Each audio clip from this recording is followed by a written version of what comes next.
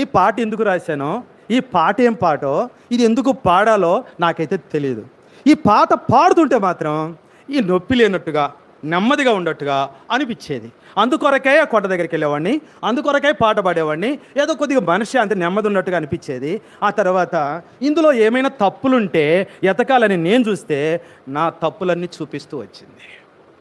నేను ఎంత సిగ్గుమాలిన వాడినో, నేను ఎంత దిగమన్నో, నేను ఎంత దుష్టున్నో, ఎంత దుర్మార్గున్నో, ఎంత చండాలున్నో, అసలు నేను ఎంత సిగ్గుపడాలా. నేను ఎవరినో తప్పులు చూపించి కొట్టాలనుకుంటే ఈ బైబిల్ నాలో తప్పులు చూపిస్తూ వచ్చింది. నేనెంత ఘోర పాపినో, నేనెంత నీచున్నో, నేనెంత చండాలున్నో, నేనెంత భయంకరమైన నరమాంస భక్షకున్నో ఈ బైబిల్ చూపిస్తూ వచ్చింది. ఈ మాటలన్నీ చదువుతూ ఉంటే, ఇవన్నీ చూస్తూ ఉంటే, ఎవరో చేసిన పాపానికి, ఎవరో వాళ్ళ పూర్వీకులు చేసిన పాపానికి వాళ్ళు తలెత్తుకోలేక చిగ్గుపడుతుంటే, తలెత్తుకోలేని వారిగా ఉంటే, నేను చేసిన వాటన్నిటికీ నా పాపాల చిట్ట ఒక్కొక్కటి చెప్పుకుంటా పోతే, అంతే అవన్నీ పేర్చుకుంటా పోతే అన్నీ ఎన్ని అవుతాయి, ఆకాశం అంత ఎత్తుగా మరి నా పాపాలు కనపడతాయి కదా, ఇన్ని పాపాలు చేసినోని కదా అని చెప్పి నా పాపాల చిట్ట అంతా చూపిస్తూ వచ్చినాడు దేవుడు. ఇట్లా నేను ఉన్న సమయంలో ఈ పాటని నాకు నెమ్మది లేనప్పుడు, మనశ్శాంతి లేనప్పుడు అదే చీకటి గదిలో పాడుతుండేవాడిని. ఇంటి దగ్గర పాడుతూ ఉంటే మా ఇంటి చుట్టూ అందరూ మందిరానికి వెళ్ళేవాళ్ళే. అందరూ గోడ దగ్గరకు చెవు పెట్టి వింటున్నారు. వాడే పాడుతున్నాడా, ఎవరి చేతను పాడిస్తున్నాడా? ఇది కొత్తదనంగా ఉంది పాట. ఇది ఏ డినామినేషన్లో పాడే పాట కాదు. ఈ ఊర్లో 5 డినామినేషన్లు ఉన్నాయి. 5 డినామినేషన్లో ఎవరు ఈ పాట పాడలేదు. ఇది చాలా కొత్తగా ఉంది. అందుట్లో వాడు చాలా పశ్చాత్తాపంతో పాడుతున్నాడు అని చెప్పి నా దగ్గరికి వచ్చి అడగడానికి ధైర్యం చాలక మా అమ్మ దగ్గరికి వచ్చాను. అక్క ఆ పాట పాడుతుంది ఎవరు, ఒక చూసి వస్తావా? మా అమ్మ వచ్చింది, పాకెట్లోకి వచ్చి చూసింది. నేనే, ఇంకెవరు లేరు. వాడే, ఇంకెవరు లేరు. ఏంటి, ఆరోగ్యం పాడుతున్నాడా? వాడు పాడుతున్నాడా ఆ పాట? అవును, వాడే. వెంటనే సేవకుని చెప్పేశారు, అన్నా వాళ్ళు ఏదో కార్యం జరిగింది. భయంకరమైన వ్యక్తి వాడు సామాన్యుడు కాదు. అలాంటి భయంకరమైన వ్యక్తి ఒక పాట పాడుతున్నాడనా? ఆ పాట పాడుతుంటే చాలా పశ్చాత్తాపం, మాకే వినే వాళ్ళకే పశ్చాత్తాపంగా ఉంది. వాడి దగ్గరికి వెళ్ళి కొద్దిగా దేవుని మాటలు చెప్తే వాడు సరే మీకు వస్తాడేమో అని చెప్పన్నారు. సరే, ఆ దైవసేవకుడు నా దగ్గరికి వచ్చి ఆరోగ్యం ఏంటో పాట రాసావంట, పాట పాడుతున్నావంట అన్నాడు. నాకెందుకు మళ్ళీ మనసు కఠినం వేసింది. ఎందుకంటే నన్ను ఏమైనా మందిరాన్ని తీసుకెళ్ళడానికి వచ్చాడా, లేకపోతే ఎందుకు ఇట్లా అడుగుతున్నాడని. అసలు నేను ఎప్పుడైనా మందిరం రావడం చూసావా అన్న. లేదు నువ్వు మందిరానికి రాలేదు వాస్తవమే, కానీ నువ్వు ఏదో పాట రాసి పాడుతున్నావంటే నాకు కూడా అనుమానంగా ఉంది. అదేం పాట అసలు? నువ్వు మందిరానికి వస్తే ఆ పాట నువ్వు పాడుతుంటే ఆ ట్యూన్ ఎలా చేయాలని నేను కూడా, నాకు కొంచెం హార్మోనియం బాగా సంగీతం వచ్చు, నేను హార్మోనియం మీద ట్యూన్ చేస్తా, వస్తావా మందిరానికి అన్నాడు. నేను రాలేను కూడా అని అన్నాను. వెళ్ళిపోయాడు. మళ్ళీ రోజు వస్తున్నాడు ఆ పాట మీదనే నా దగ్గరికి వచ్చి నాతో పని కలిగించుకొని మాట్లాడుతున్నాడు. అయితే నాకు ఆయన వస్తుంటే నా దగ్గర చాలా వాసన ఉంటుంది, దుర్గంధమైన వాసన. అంటే దూరంగా ఉంటే ముక్కులకి ఇట్లా గుడ్డ పెట్టుకోవాలా, ఇట్లా పెట్టుకునే మాట్లాడుతున్నాడు. అయినా వస్తున్నాడు. అట్లా రోజు వస్తూ ఒక రోజు అన్నాడు, ఆరోగ్యం నీ పాట పాడటానికి శాసిస్తా. మనకి ఇక 2 రోజుల్లో సువార్త దండయాత్ర ఉంది. మండలం మొత్తం సువార్త దండయాత్ర పెట్టాం. రాత్రికి గ్రౌండ్ మీటింగ్ ఉంటుంది. ఆ గ్రౌండ్ మీటింగ్లో ఈ పాటకి నేను సమయం ఇస్తా, నువ్వు వచ్చి పాట పాడాలి. రోజు వస్తున్నాడు మా ఇంటికి, రోజు నన్ను ఇసుకిస్తున్నాడు. సరే వస్తాలే పో అంటే రాడు కదా అన్నట్టుగా వస్తాలే పో అన్నా. సరే గుర్తుపెట్టుకో, నేను చెప్తున్నా, సాయంకాలం 7 గంటలకి ఖచ్చితంగా నువ్వు రావాలన్నాడు. ఉదయకాలం వచ్చాడు, మాట్లాడాడు, పోయాడు. నేను ఒంగోలు వెళ్ళా, ఆ కొండ దగ్గరికి వెళ్ళా, ఈ బైబిల్ తీసుకున్నా, ఇంట్లో పెట్టా. మొత్తానికి అక్కడ ప్రార్థన స్టార్ట్ అయింది. ప్రార్థన స్టార్ట్ అయ్యేటప్పటికల్లా బైబిల్ తీసుకొని వస్తానని చెప్పాను కదా, పోవాలనుకోగానే నా అంతరాత్మ నాతో మాట్లాడుతుంది. ఏంటి, నువ్వు పాట పాడతావా? నువ్వు బైబిల్ తీసుకుని వెళ్తావా? అసలు నేను నమ్ముతారా? వెళ్ళొద్దు. అవును నిజమే, నన్ను ఎవరు నమ్మరు. అసలు నేను పాడటానికి అర్హుని కాదు. అసలు నేను ఆ బైబిల్ పట్టుకోవడానికి కూడా అర్హుని కాదు కదా, వెళ్ళకూడదు అని చెప్పి అట్లా ఉంటుంది. మళ్ళీ నా అంతరాత్మ నాతో మాట్లాడుతుంది. కొద్ది రోజుల్లో నువ్వు చచ్చిపోతున్నావు, అది బ్రెయిన్ క్యాన్సర్తో చనిపోతున్నావు. నిన్ను చూసి అందరూ నీ చావును కోరుకుంటున్నారు. వాడు ఎప్పుడు చస్తాడా, వాడికి ఎప్పుడు పిండాపు కూడా పెడతారు, వాడు దినం చేస్తారు, అప్పటికే దినం చేశారు, పిండాపు కూడా పెట్టారు, ఇంకా దినం చేస్తున్నారు, ఇంకా పిండాపు కూడా కోరుకుంటున్నారు, ఇంకా నా చావులు కోరుకున్న వాళ్ళు చాలామంది ఉన్నారు. అలాగా అందరికీ భయం పుట్టించేట్టుగా, అందరూ చేదరించుకునేటట్లుగా, అందరూ మరి తుణీకరించేటట్లుగా నువ్వు ఉన్నావు. నువ్వు చచ్చిపోయేటప్పుడైనా ఒక మంచి మనిషిగా చావు, పాడు, వెళ్ళి పాడి చచ్చిపో, ఒక మంచి మనిషిగా చచ్చిపో. ఈ పోరాటం నాలోనే జరుగుతుంది. ఒక పక్కేమో పాడొద్దని, పోవద్దని, ఒక పక్కేమో పోయి పాడి చచ్చిపో, ఓ మంచి మనిషిగా చచ్చిపో. ఇట్లా అనుకుంటా ఉన్నా, పోదాం అనుకుంటా, మళ్ళీ అంతరాత్మ ఇట్లా. ఇలాంటి పోరాటంలో ఇలా ఉన్నా, ప్రార్థన అయిపోయింది, పాటలు అయిపోయింది, వాక్యం అయిపోయింది, కూడి కూడా ముగించబడింది. ఇక ఆ రోజు పోలేదు. సరే, తెల్లవారు పొద్దున్నే వచ్చాడు. ఏమంటే ఆరోగ్య రాత్రి నువ్వు వస్తావని, అబ్బా నీకోసం ఎంత టైం వేస్ట్ చేశాను, 2 పాటలు ఇంకా ఎక్స్ట్రా పడాం, అయినా రాలేదు నువ్వు అని చెప్పి అన్నాడు. కానీ ఈరోజు లాస్ట్ డే, ఈరోజు తప్పకుండా నువ్వు రావాలి అని అన్నాడు. నువ్వు రాకపోయావు అనుకో, నేనే వస్తాను నిన్ను తీసుకెళ్ళడానికి అన్నాడు. సరే, నేను పోకపోతే మళ్ళీ ఆయన వస్తాడు, ఆయన చేయబట్టుకున్నాను లేకపోవడం, నేను ఆయనకి పోవడం, ఇది అంతా బాగోదు, వెళ్ళాలని చెప్పేసి ప్రార్థన స్టార్ట్ అవగానే బైబిల్ చదవబట్టుకొని బయటకు వచ్చా. వీధిలోకి రాగానే ఒక 10 మంది యవ్వనస్తులు అక్కడ నిలబడి ఉన్నారు గుంపుగా. చూశారు, నన్ను హేళన చేయడానికేమో వచ్చి, ఒకప్పుడు నేను సిగరెట్ దాగి కింద పడేస్తే ఆ మిగిలిన ముక్కని నా పర్మిషన్ తీసుకొని తాగినోడు వాడి జేబులో నుంచి సిగరెట్ ప్యాక్ తీసి ఆ సిగరెట్ తీసి, రే అగిపెట్టి తీరా అన్న సిగరెట్ కాల్చుకుంటాడని ఆ సిగరెట్ తీసుకుని అదే అన్న సిగరెట్ కాల్చుకున్నా అంటున్నాడు. నేను తాగనను కానీ కిందికి మీదికి చూసి నా చేతిలో బైబిల్ ఉంది, చూసి అరే అన్న సిగరెట్ తాగడంట, అరే చేతిలో బైబిల్ ఉంది, భక్తుడైపోయాడు రా. అందరు పక్క నవ్వారు. నాకు చాలా కోపం వేసింది. ఆయన అక్కడికి కొంచెం ముందుకెళ్ళా. ఇంకా కొంచెం ముందుకెళ్ళగానే అక్కడ ఒక బ్యాచ్ ఉన్నారు, కొంతమంది ఉన్నారు. వాళ్ళు అంటే ఆ మీటింగ్కి సమీపంలో నిలబడి ఉన్నారు. ఆ మీటింగ్ సమీపంలో నిలబడి ఉన్నారు. నన్ను చూశారు. ఒరే, ఆ ఊరు ఈ ఊరు వెళ్తుంటే అక్కడెక్కడ ఏదో పూజ చేస్తున్నాడు అనుకుంటే సరిపోయింది. సరాసరి మందిరానికి వెళ్తానంటే ఎవరికి పెడతాడు రా పూజ? ఈ రాత్రి తెలిసిపోద్ది ఎవరికి పెడతాడు. మొత్తం ఎవరి మీద పడింది దృష్టి, ఎవరికొరకు ఒకరికి పెడతాడు రా పూజ. అయినా బైబిల్ కూడా చేతపట్టుకొని పోతున్నాడంటే అబ్బా ఎంత చక్కగా పోతున్నాడు రా అనుకుంటున్నారు. చాలా కోపం వేస్తూ ఉంది. అయినా తలంచుకొని వెళ్ళిపోయాను. అందరికంటే చివర్లో కూర్చున్నా. అందరికంటే ఒక పాట పాడుతూ ఉన్నారు, చివర్లో కూర్చున్నా. చివర్లో కూర్చోతలకే ఈ పాట ముగించారు. పాట ముగియగానే లేచి నుంచొని ఆ మాట చెబుతున్నాడు. ఏమనంటే, ఇప్పుడు ఒక ప్రత్యేకమైన గీతాన్ని వినబోతున్నాం. మన మధ్యలో ఉన్న సహోదరుడు ఆరోగ్యం వచ్చి 2 చరణాలు పాడతాడు. 2 చరణాలు పల్లవి, 2 చరణాలు పాడతాడు అన్నాడు. అందరు తలకాయలు ఇటు ఉండయి, నేను అట్టున్నాను కదా, ఆరోగ్యం పాడతాడని కానీ ఇటు తలకాయలన్నీ అటు తిరిగినాయి. వాడేంటి పాడబాటం ఏంటి, ఇంకేం పిచ్చి పట్టిందా ఏంది అసలు, వాడికి పాట ఇయటం ఏంటి అని అందరూ చూస్తున్నారు. వణుకుతున్న శరీరంతో ఈ బైబిల్ చదవట్టుకొని మైక్ చేతికి ఇచ్చారు. నిలబడి పల్లవి 2 చరణాలు పాడేటప్పటికల్లా ఒక 40 మంది లేచారు. 40 మంది లేచి రోడ్లు నిలబడ్డారు. ఇక పాట అయిపోయింది. దైవజనుడికి సమయం ఇచ్చారు. ఆయన వాక్యం చెబుతున్నాడు. ఈ స్థానిక సేవకుడు 40 మంది లేచి ఆయన నిలబడి ఉండేటప్పటికల్లా వెంటనే వచ్చేస్తాడు నా దగ్గరకు. వచ్చి వాళ్ళ దగ్గరికి వెళ్ళి, అక్క ఏంటన్నా, ఏంటి లేచిపోతున్నారు, రెండన్నా మంచి వాక్యం, దైవవాక్యం, దేవుని సేవకుడు మంచి వాక్యం చెప్తాడు, వినండి, లేచిపోతున్నారంటే, అన్నా వాక్యం తర్వాత తింటావు, నువ్వు అసలు ఇక్కడ రా. వాడిని తీసుకొచ్చి మందిరంలో పెట్టావు, వాడు కానీ మందిరానికి వచ్చే పనిగా ఉంటే మీకు ఇదే చెప్పటం. వాడు మందిరానికి వచ్చాడంటే మా పిల్లలు రారు, మా భర్త రాడు, మా భార్య రాదు, మేము రాము. వాడు కావాలా, మేము కావాలో తెలుసుకో. అక్క దయచేసి మీరు తిరుగుబాటు చేయొద్దు, రండి కూర్చోండి, వాక్యం వినండి. ఎందుకంటే ఒక పాపి అయిన మనుషుడు దేవుని దగ్గరికి వచ్చాడు. ఒక పాపి అయిన మనుషుడు దేవుని దగ్గరికి వస్తే పరలోకంలోనే సంతోషం అనే సంగతి మీకు తెలుసు. కానీ మీరింత బాధపడుతున్నారంటే దయచేసి వాక్యాన్ని మీరు సరిగా గ్రహించట్లేదు. రండి, తిరుగుబాటు చేయొద్దు, వచ్చి వాక్యం వినండి అంటే, మేము వాడి నీడబడ్డా, వాడు చూపు పడ్డా మేము మాత్రం ఉన్నాం. ఎందుకంటే వాడు ఎలాంటివాడో మాకు తెలుసు. అక్క ఎలాంటివాడైనా తెలియచ్చు మీకు, అతను మంచివాడని నేను అంటలేదు. దయచేసి రండి. అతను మార్పు చెందాడు. నువ్వు అనుకున్న పిచ్చోడివి. వాడు మార్పు చెందాడంటే మేము నమ్మం. కాబట్టి వాడి నీడబడ్డా కూడా శూన్యం అయిపోద్ది. వాడు చూపు పడిదంటే అంతే, వాడు ఎండిపోవాల్సిందే. అలాంటి భయంకరమైన వ్యక్తి వాడి సంగతి మాకు బాగా తెలుసు అని చెప్పి అలాగే వెళ్ళిపోయారు. 40 మంది పోతే 40 మందికి 400 మంది లాగా ఉంది నేను కూర్చుంటే. ఆ వ్యక్తికి ఎవరికి, ఆ దైవసేవకుడికి 40 మంది పోయినా కూడా వాళ్ళని పశ్చాత్తాపల్లా వాళ్ళ దగ్గరికి వెళ్ళలేదు. కానీ నేను కానీ రాకపోతే రోజు రావటం మొదలుపెట్టాడు. రోజు వచ్చేది వారకుడికి తీసుకొచ్చి కూర్చోబెట్టి నన్ను మందిరంలో కూర్చోబెట్టేవాడు. నేను వచ్చి మందిరంలో కూర్చుంటే నా పక్కన ఎవరు కూర్చుంటారు, బాగా సాలం వెళ్ళిపెట్టేవాళ్ళు. ఎవరు కూర్చున్నావు. అక్కడ ఖాళీ లేకపోతే ఒకరి మీద కూర్చునేవాళ్ళు, కానీ ఆ స్థలంలో మాత్రం కూర్చోరు. నేను కూర్చున్నా, కళ్ళు మూసుకొని ప్రార్థన చేస్తున్నా, వెనక్కి తిరిగి ఒకరు చూస్తూనే ఉంటారు.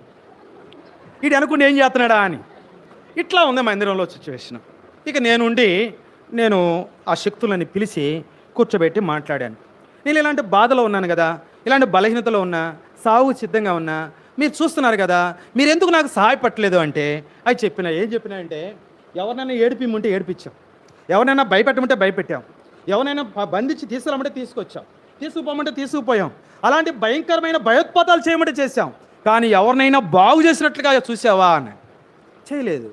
అంతే, ఏడిపించడం తెలుసు కానీ మేము ఎవరిని బాగు చేయడం మాత్రం మా చేత కాదు అని చెప్పినాయి.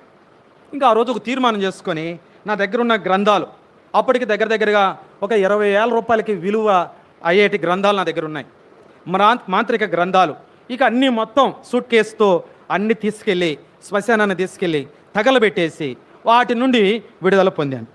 విడుదల పొందిన తర్వాత నన్ను దైవజనుడు మరి పామూరు మండలంలో పరిచర్యకి వెళుతూ నన్ను తీసుకొని పోయినాడు. అక్కడ కూడా ఇట్లాంటి మీటింగ్స్, సువార్త చేయడం మొదలుపెట్టి నేను చాలా అంటే ఒక మెంటల్గా తయారైపోయాను. నా మైండ్ కూడా పనిచేయట్లేదు, చాలా తలనొప్పి, చాలా నీరసంగా ఉన్నా, నడవటానికి కూడా చేత కావట్లేదు.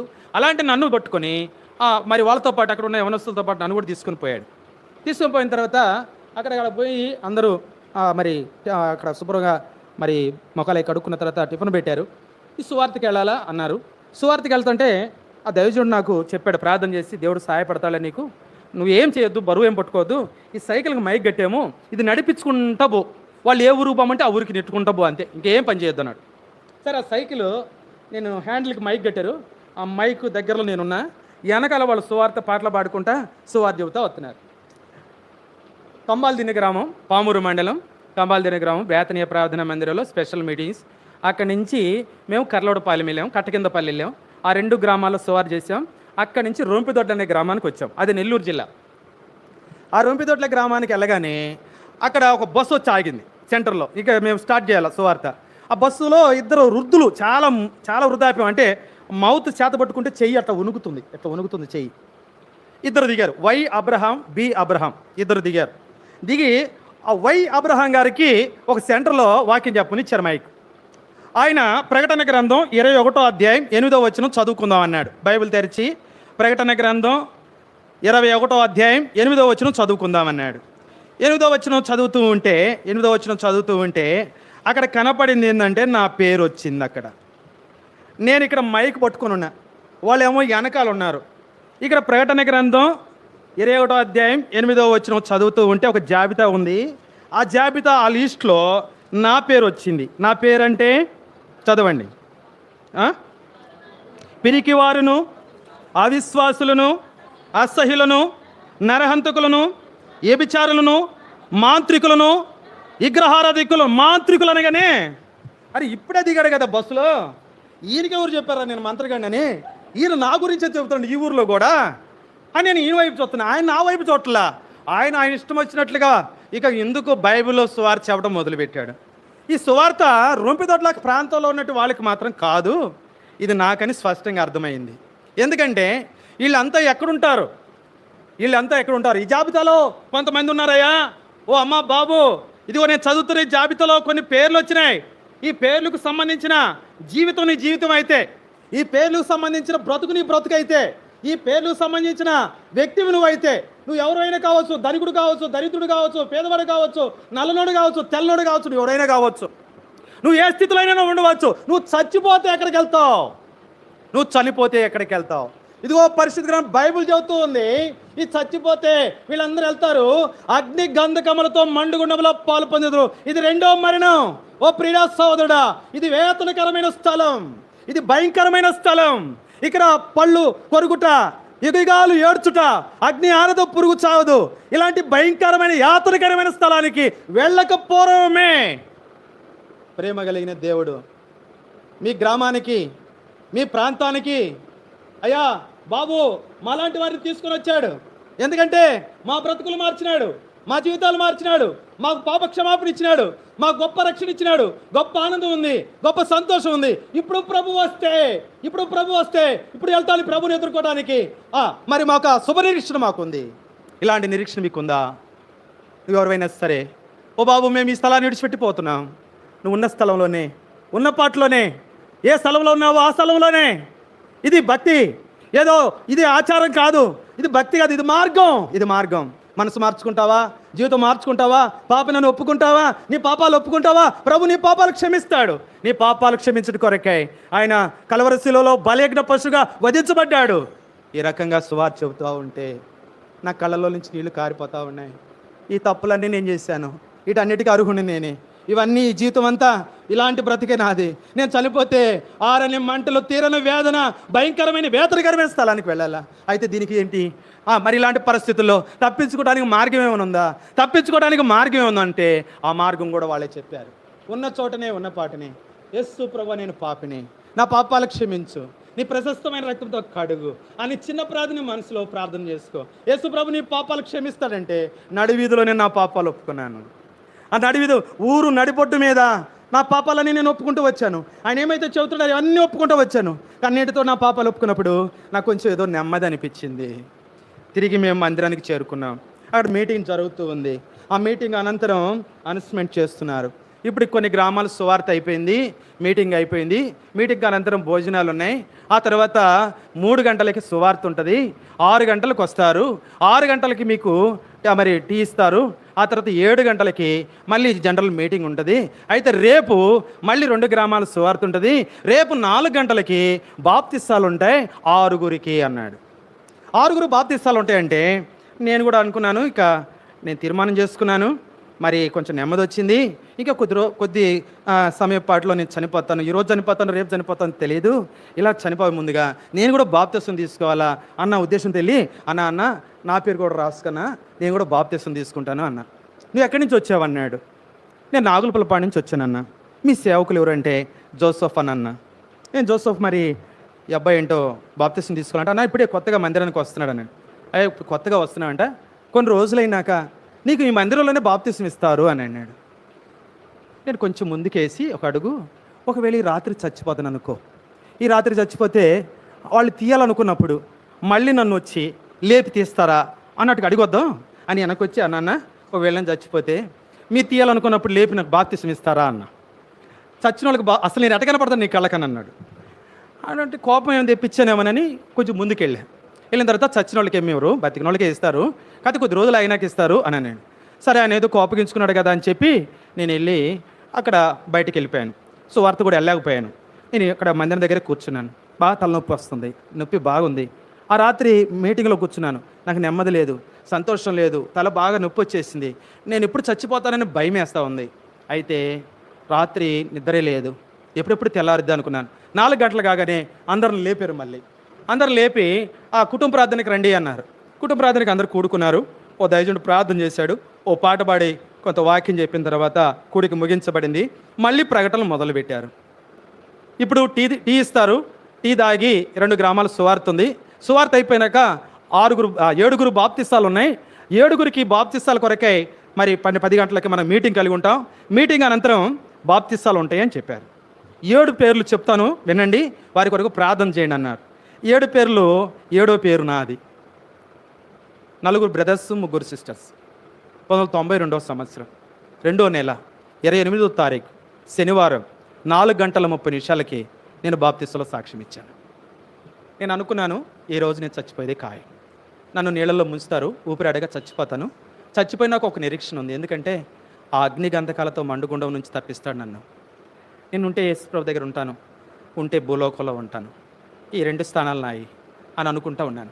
వరుసగా పేర్లు పిలుస్తున్నారు, ఆ పేర్ల ప్రకారంగా వస్తున్నారు. చివరి నన్ను కూడా పేర్లు పిలిచారు, నన్ను కూడా సిద్ధపరిచి తీసుకొచ్చారు. నన్ను నీళ్ళల్లో దించి ప్రార్థన చేసి నీటిలో ముంచి పైకి లేపారు. నీటిలో ముంచి పైకి లేపగానే నా తల చాలా బరువుగా ఉంది.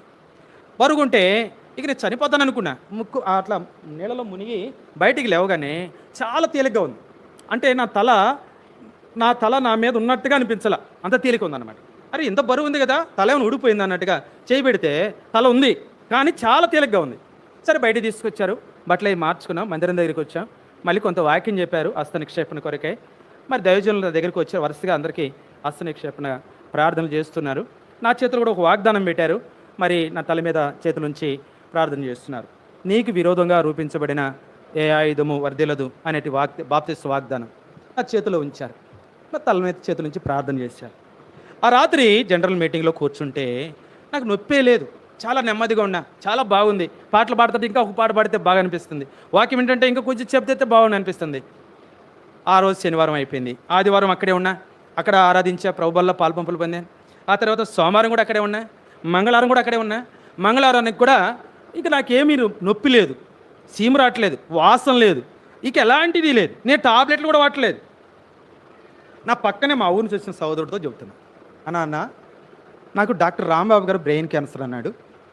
మరి నేను బాప్తిస్మం తీసుకున్న తర్వాత తలనొప్పి లేదు, అంతకుముందు తలనొప్పి ఉంది.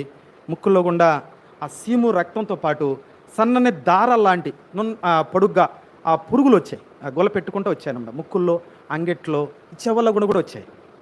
అలాంటి పరిస్థితిలో ఉన్నాను. నన్ను ఎప్పుడైతే బాప్తిస్మం తీసుకున్నానో ఇవన్నీ ఆగిపోయినాయి, ఏమీ లేవు, చాలా బాగుంది. ఏమై ఉంటుంది అన్నాను. ఏమై ఉంటుందంటే ఆరోగ్యం. క్యాన్సర్ వచ్చిన వాళ్ళు బతకంగా నేను మటుకు ఎవరిని చూడలేదు. క్యాన్సర్ వచ్చిందంటే క్యాన్సర్లేను, చావాల్సిందేను. కాబట్టి అసలు డాక్టర్ రాంబాబు గారు చెప్పండి, తిరుగులేదు. కాకపోతే దీన్ని సాగు తెలివి అంటారు. సాగు తెలివి అంటే సాగు ముందు ఇక కొద్ది రోజులు చచ్చిపోతావు కాబట్టి ఏదో నొప్పి తగ్గినట్లుగా, బాగున్నట్టుగా, ఏమీ బాధ లేనట్టుగా అనిపించిద్ది, ఆ తర్వాత సావాల్సిందే అన్నాను. ఇదేంది ఇంత బాగుంటే మళ్ళీ చావాలంటున్నాడు అని చెప్పి ఏమైనా అట్లా ఒంగోలు మీద కనుక వెళ్ళేది, అదే డాక్టర్ దగ్గరికి వెళ్ళి పరీక్ష చేయించుకుంటే తెలిసిపోద్ది కదా, ఇదంతా ఎందుకని చెప్పి సేకర్తో ఫస్ట్ బస్కి ఎక్కి నేను ఒంగోలుకి వచ్చి నేను రిక్షా తీసుకొని డాక్టర్ బిఎల్ఆర్ హాస్పిటల్కి వచ్చా. ఎవరికి రాయాలో ఓపీ అన్నారు, డాక్టర్ రాంబాబుకే రాయమన్నా. రాశాడు. ఫస్ట్ ఓపీ నాదే. డాక్టర్ పిలిచాడు, పోయి లోపలికి వెళ్ళా. పోయినప్పుడు నేను నోటితో చెప్తే ఎట్టుండేదో ఆ పాత రిపోర్టు ఓపీ అన్నీ తీసుకెళ్ళి ఆయన ముందు పెట్టా. ఆయన చూసి నా కళ్ళు ఎగదిగా చూసి అన్నాడు, ఇంకేముంది ఇందులో ఉండి వాడుకో ఉన్నన్నాళ్ళు, ఆ తర్వాత పో అని బిల్లు కొట్టాడు. సార్ ఒకసారి పరీక్ష చేయండి సార్ అన్న. డాక్టర్ నువ్వు నేనా అన్నాడు.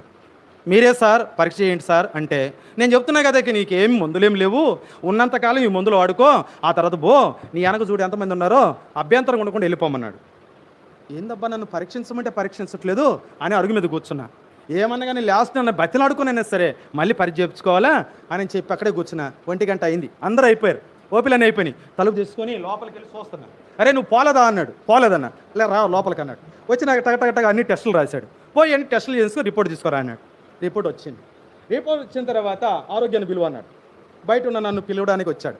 పిలిచిన తర్వాత కూర్చోబెట్టి ఈ ఓపీలో ఉన్న ఆరోగ్యం నువ్వేనా అన్నాడు.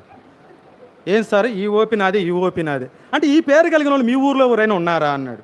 ఎవరూ లేరు సార్ అన్నాడు. అయితే ఈ ఓపీలో ఈ రిపోర్ట్ని బట్టి చూస్తే నువ్వు ఖచ్చితంగా నీకు క్యాన్సర్ ఉంది, ఈ రిపోర్ట్ని బట్టి చూస్తే నీకు క్యాన్సర్ లేదు. ఏం జరిగింది అన్నాడు. ఏం జరిగిందని చెప్పడానికి మొట్టమొదటి నా రక్షణ సాక్ష్యం డాక్టర్ రాంబాబు గారికి హాస్పిటల్లో 1 గంట సేపులో చెప్పాను. ఆయన లేచి నా భుజం తట్టి ఆయన ఒక మాట చెప్పాడు, ఏ దేవుడిని అయితే నమ్ముకున్నావో ఆ దేవుడి నిన్ను బాగు చేశాడు, ఆ దేవునికి కృతజ్ఞుడిగా బ్రతుకు అన్నాడు అని పొమ్మన్నాడు. వచ్చి నేను మా ఊర్లో వచ్చి బాప్తిస్మం తీసుకుంటే ఎవరు నమ్ముతారు? నమ్మలేదు. నేను మందిరానికి వెళ్ళి కూర్చుంటే ఎవరు వచ్చి కూర్చుంటారు నా పక్కన? కూర్చోరు. ఇట్లా అందరూ ప్రత్యేకంగానే ఉన్నారు. అలాంటి పరిస్థితుల్లో నేను మారేను అనుకోవడానికి మా ఊరిలో 3 సంవత్సరాలు పట్టింది. 3 సంవత్సరాలు మందిరానికి వెళ్తూ ఆరాధన చేస్తూ ఉన్నప్పుడు దేవుడు నన్ను సేవ పిలిచాడన్నా వాళ్ళు నమ్మలా. దేవుడు వాడిని పిలుస్తాడు సేవకి. దేవుడు కాడ కూడా నేను కూడా అదే ప్రార్థన చేశాను. నన్ను సేవ పిలిచాడు. యెషయా గ్రంథం 49వ అధ్యాయం మరి 3వ వచనం ప్రకారంగా నాలో ఆయనకి మహిమ రావాలట. నాలాంటి వాడిని నువ్వు కోరుకుంటావో ప్రభా? నా వంటి వాడిని ఎవరూ నమ్మకపోతే మరి నేను సేవ చేస్తే ఎవరన్నా నమ్ముకుంటారా? మంచోళ్ళు ఉన్నారు నాకంటే, నన్ను మాత్రం వద్దయ్యా, నన్ను వదిలేసి నేను సేవ చేయడానికి అర్హుడు కాదు అని చెప్పి నేను దేవునికి తిరుగుబాటు చేసి 3 నెలలు మానుకొని ఏదో నేను బిజినెస్ చేసుకోవాలనుకున్నా. అంటే ఇది మనస్సాక్షి ఒప్పుకోవట్లేదు. తర్వాత మరి గవర్నమెంట్ ద్వారాగా కొన్ని సదుపాయాలు వచ్చినాయి. దేవుని సేవా పిలుపు ఇలాంటి అన్నిటినీ పెట్టుకొని ప్రార్థన చేసి బతికుంటే ఇవన్నీ కనపడతా వచ్చినాయి. అదే చచ్చిపోయి ఉంటే ఇవన్నీ కనపడవు కదా.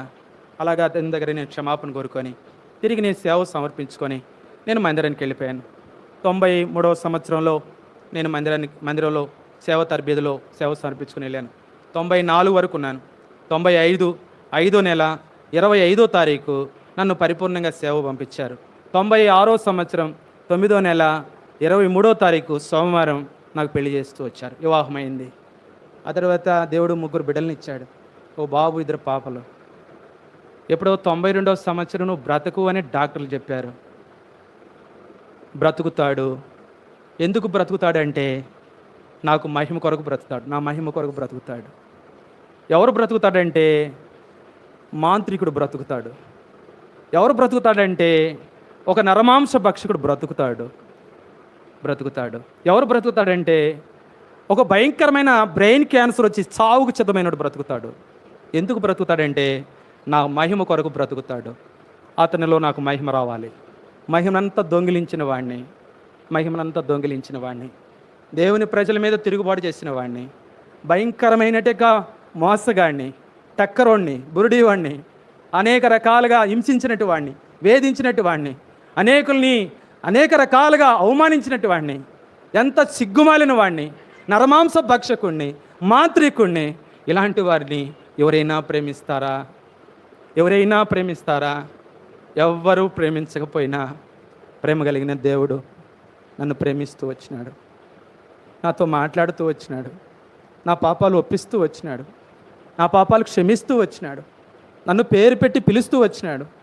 దేని కొరకంటే ఈ వార్తని, ఈ పునరుద్ధాన శక్తిని అనేక ప్రజలకి చేరవేయాలంటే ఒక బలమైన సాధనంగా ఉండాలి. ఆయన చేతిలో వాడబడాలి. అనేకులకి అనగా ఇప్పటికి 60 లక్షల పైచిలుకు ప్రజలకి ఈ మాటలు అందించబడుతూ వచ్చినాయి. నువ్వు కావాలనుకున్నాడు, నన్ను కోరుకున్నాడు. ఈ ప్రజలు ఎవరు కోరుకోకపోయినా, గ్రామస్తులు ఎవరు కోరుకోకపోయినా, కులస్తులు ఎవరు కోరుకోకపోయినా, ఎవరు నన్ను నమ్మకపోయినా ఆయన నన్ను నమ్మాడు. ఆయన నన్ను ఆదుకున్నాడు. ఆయన నన్ను బాగు చేశాడు. ఆయన నన్ను బ్రతికించాడు. ఆయన గొప్ప ఆత్మరక్షణ ఇచ్చాడు. ఈ రోజు వరకు జీవంతో కూడా బ్రతికించాడు. ఎప్పుడో 92లో చనిపోవాల్సిన నన్ను ఈ 2021వ సంవత్సరం ఈ 4వ మాసం ఈ 14వ దినం వరకు బ్రతికించి మీ మధ్యకి తీసుకొచ్చాడు.